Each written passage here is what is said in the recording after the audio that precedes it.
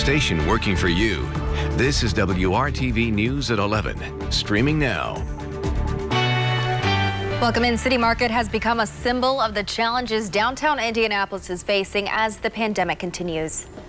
We've heard from multiple business owners sharing their concerns about crime and loitering, driving customers away. That's in addition to the pandemic turning downtown into a shadow of its usual bustling self. New tonight and working for you, WRTV's Cornelius Hawker finds out what's being done to turn all of that around from the woman tapped to take on that difficult task. Throughout the day into the evening, City Market is there for people who live, work, or spend time in downtown Indianapolis.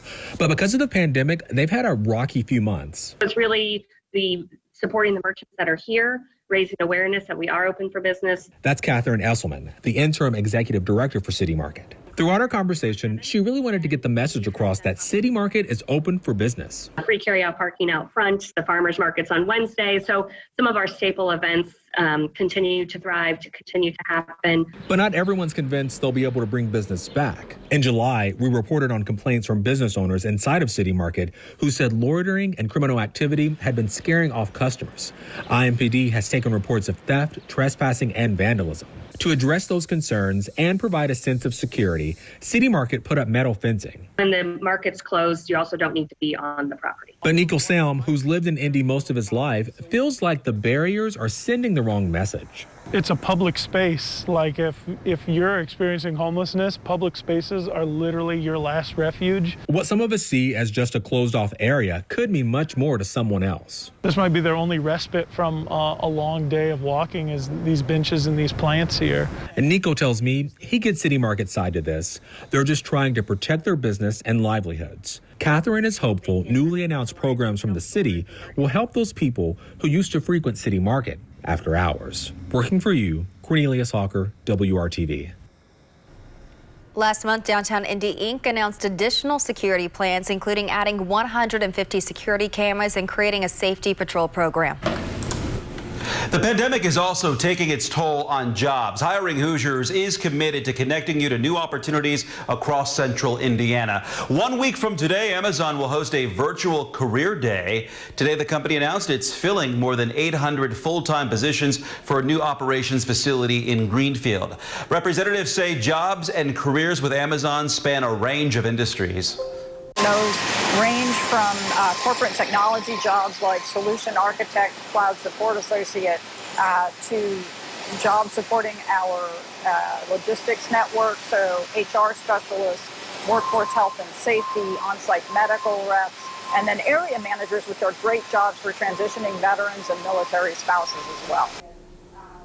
You can apply for the jobs at the career fair, and you can also take part in career coaching sessions.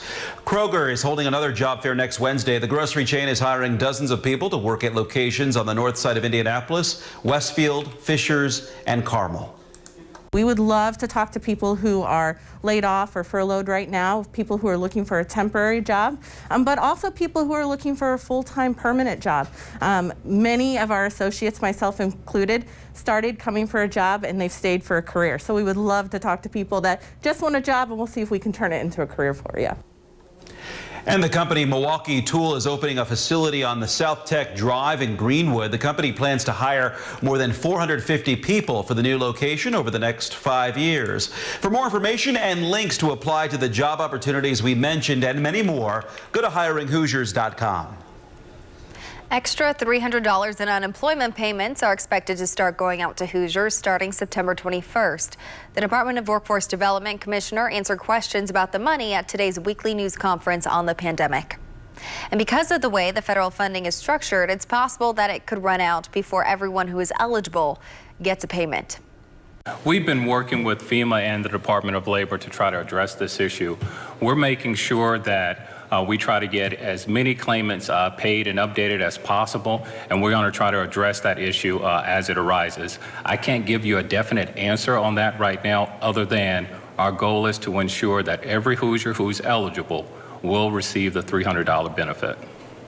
The department is still working on the infrastructure to make those payments. State leaders also answered questions about COVID-19 vaccines. Indiana's health commissioner says experts at every level are committed to making sure vaccines are safe before they are introduced to the public. I know there's a lot of talk out there about the vaccine already, and unfortunately a lot of coming down both sides of the aisle as to whether this is going to come out and be rushed out and not be safe. I want you to know that the pharmaceutical companies that are engaged in producing these vaccines are committed to not rolling out a vaccine until they have fully vetted that vaccine, and that the FDA is also committed to making sure that we stick very closely, as are these pharmaceutical companies, to the highest standards for ethics and the highest standards for scientific principles in developing these vaccines. Yesterday, Astrazeneca announced its vaccine trials are on hold. The drug company says a volunteer in Britain suffered a serious side effect. The company also says the pause is a standard precaution. Last week, the IU School of Medicine announced it will be a testing site for those trials. 36 additional COVID-19 testing sites are scheduled to open across Indiana by the end of the week. The State Department of Health is partnering with local health departments to add nearly 100 community testing sites. The state says it's investing more than $30 million to increase access to COVID testing over the next 2 years. Around 60 other locations are scheduled to open by October 1st. President Trump and Joe Biden are weighing in on the bombshell audio recordings from famed journalist Bob Woodward's new book. ABC's Inez de la Cuartera has the latest on the revelations and the reaction. Tonight, President Trump insisting he did not mislead the American public when it comes to the COVID-19 pandemic. We don't want to instill panic. We don't want to jump up and down and start shouting that we have a problem. This after an explosive new book from journalist Bob Woodward reports Trump told Woodward his decision to publicly downplay the severity of the virus was intentional. Here's an excerpt of an audio clip obtained by CNN from the interviews. It's also more deadly than your strenuous flus.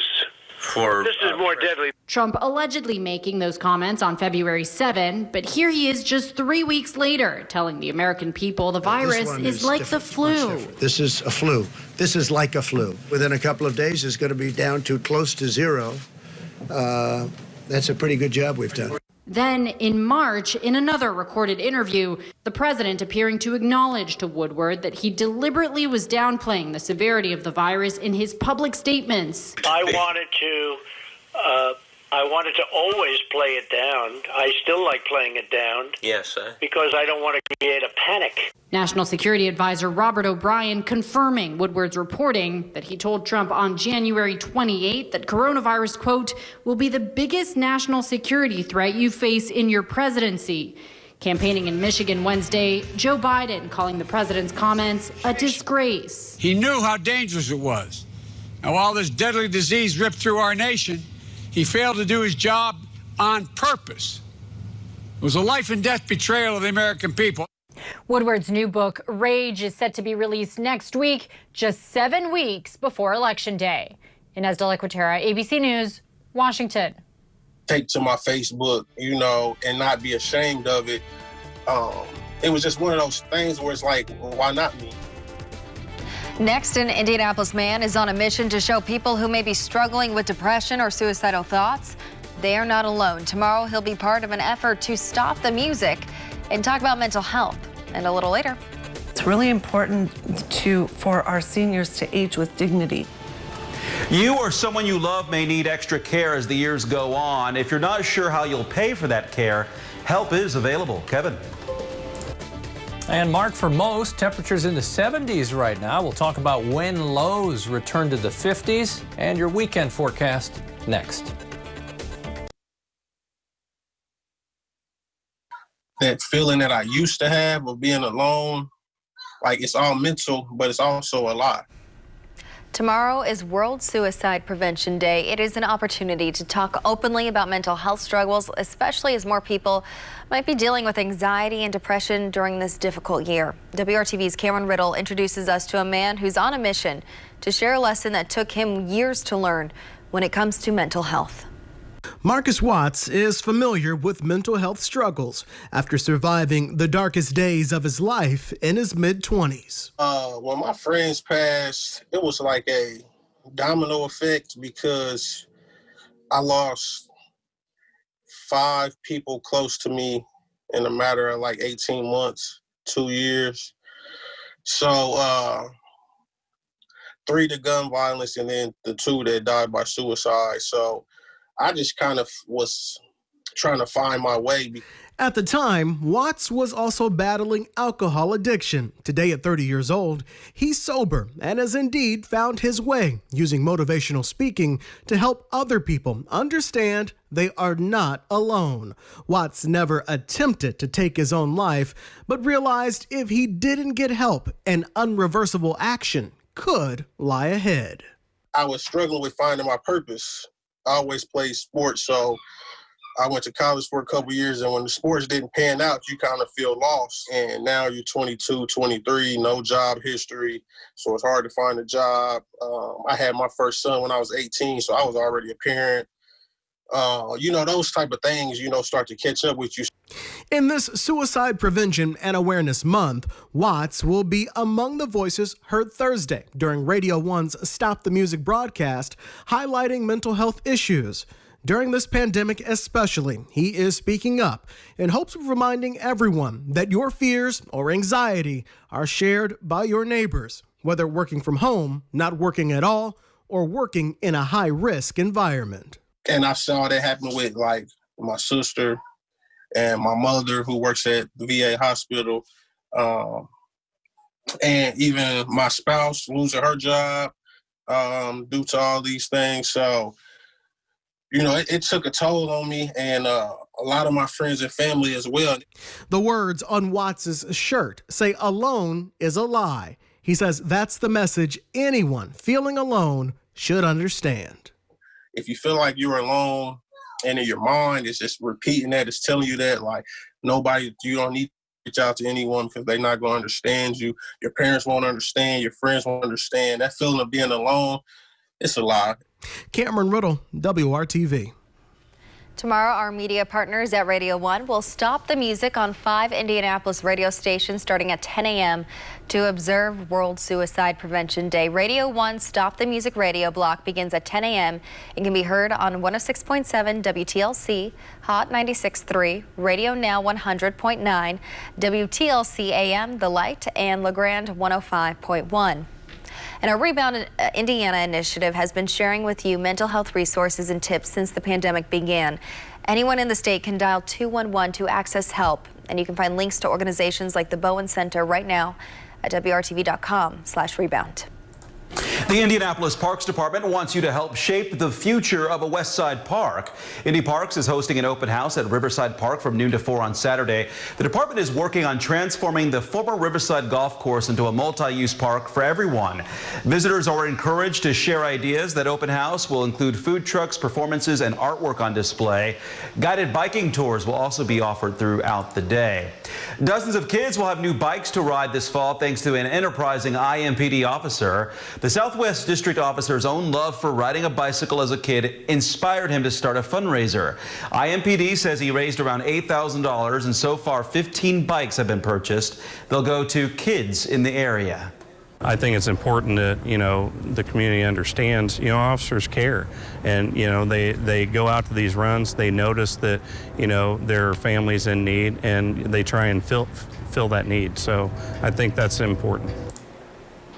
The officer also plans to buy helmets for kids so they can ride their new bikes safely. Kevin. Mark, we had fog develop last night. I think it will happen again tonight. Our temperatures are comfortable, as you can see. 71 in Kokomo, Indianapolis, a little bit warmer. Later in the 7-day, low temperatures will be in the 50s 3 straight mornings, so we can look forward to that. And you can open the windows once again, but not the next couple of mornings. 66 tomorrow morning, lower temperatures as we go to Friday, and Saturday it's 60, but it's early next week that will be consistently in the lower 50s. Tomorrow morning, Patchy fog, especially, say, Lafayette to Terre Haute, may come down toward Indy and Bloomington as well. Temperature by 11 a.m. at 73. More sunshine in the afternoon. Temperatures move into the upper 70s, and then not much higher than that. Should be around 80, almost 10 degrees cooler in most locations than what we had today. And part of the reason for that is a change in wind direction.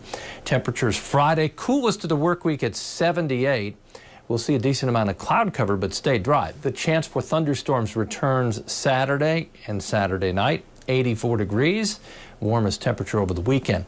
Instead of a south wind, it's a northeast wind as we're on the mild side of high pressure tomorrow. We'll see gusts at times to 10 to 15 miles per hour. That's bringing in drier air and cooler air. You'll really feel the change in humidity, though not tomorrow, but you'll feel it Friday is when it will be much better.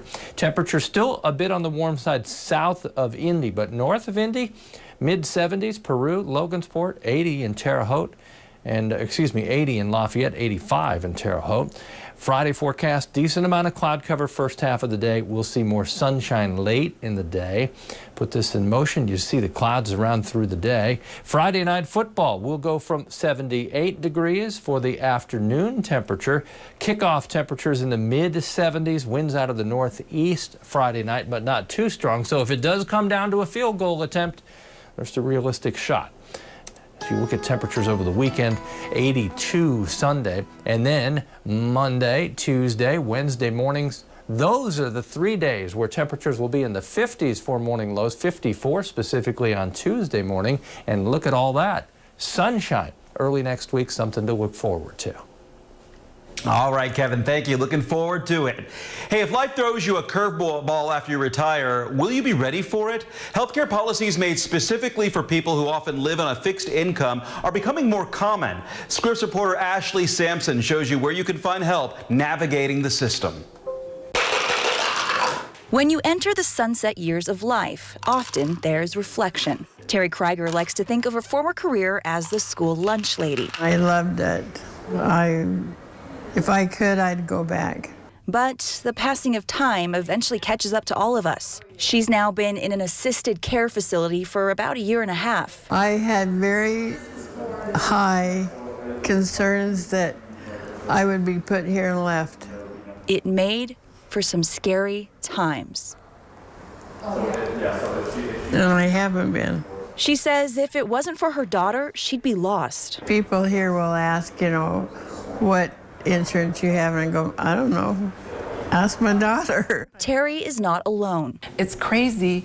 People just don't know enough. Navigating the world of health insurance and available services for our aging population can be overwhelming for families. When it comes down to it, there is always a way. You just have to explore the different options, and that's where I come in. Meet Michelle Millay. That's exactly what I feel like, an advocate. She's part of a national organization called Assisted Living Locators that helps families find the best options and how to pay for it. It's really important for our seniors to age with dignity. Her introduction to the world of senior care was personal. Her mother suffered from dementia and her father struggled to care for her. I'll never forget that conversation because that was devastating to him. He thought he had planned and unfortunately didn't. Now she's made it a mission of sorts to make sure no one else is put in that position. It's very important to get us ahead of the game. Meaning having those tough conversations as soon as possible.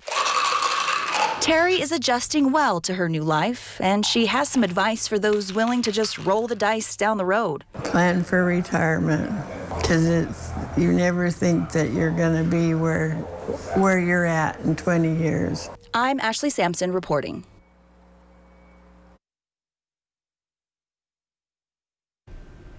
Today marks a bittersweet end of an era. After more than 2 decades with WRTV, sports director Dave First is starting a new chapter in his career with IndyCar, but not before sharing some memories and saying goodbye to you. So, this is it. And I've been trying to come up with a way that best looks back at 23 years, and I've come up with this. Mic flags. These are the little cubes or triangles that fit on top of the microphone that you see reporters use each and every day. Obviously, I've seen my fair share, but never used this one. This is the way I will always remember Channel 6, and an opportunity to work with Ed Sorensen. I'm not going to debate things with you damn people from television. You know, you want an answer from me, you get the answer. You don't like an answer, then don't use the program, okay? And you got to cover Bob Knight and the Hoosiers, and I was cool with that. In fact, my first time on Channel 6, it was this clip when I was in college at IU. That's me. Wonder what ever happened to that V-neck sweater.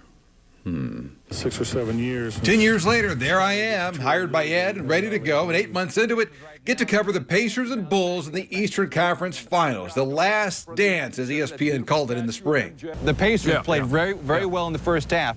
But then again, Michael Jordan only had 6 points. Was that a goatee and a monochromatic tie? Yes, it was. We were off and running, a span that included the Peyton Manning era, start to finish. These fans, Dave, I mean, you were here to watch this town transform into a football town. We'll never forget being in the Colts locker room after Super Bowl 41 and asked by Tony Dungy to stay in the locker room for the post-game prayer. Who does that? What an incredible moment. There were the serious and the tragic moments, and also the gags and bits, and I mean, you just don't have time or the luxury to do that stuff anymore. The biggest question I want is ABC treating you okay? You guys are the unsung heroes up here.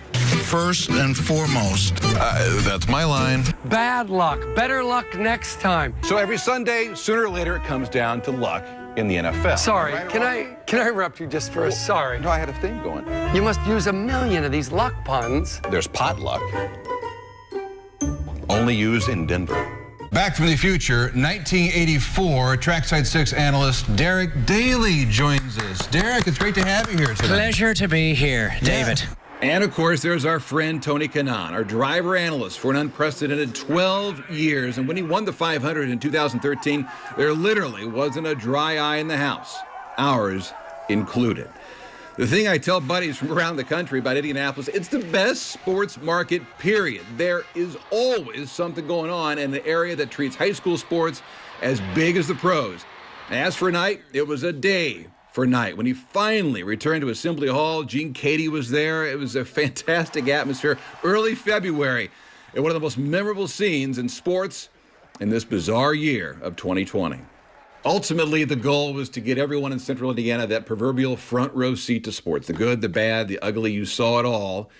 And we'll continue to see it all on WRTV. And barely a day went by when I didn't think about being a steward of a sports office once run by the legendary Tom Carnegie. I like to think TC would be proud of the accomplishments over the years. The beauty of it is there's still social media, so keep the tweets coming, Instagram, Facebook. We'll still do it all. And literally and figuratively, I'm not going very far. Just down West 16th Street, joining another great group. And really, WRTV's first love decades ago in racing. So can't wait to see all of you at an IndyCar race and certainly the Indy 500 next year. My sincere thanks as well to the staff and management at WRTV and to you for inviting me into your home for all these years. It was never taken lightly. Thank you.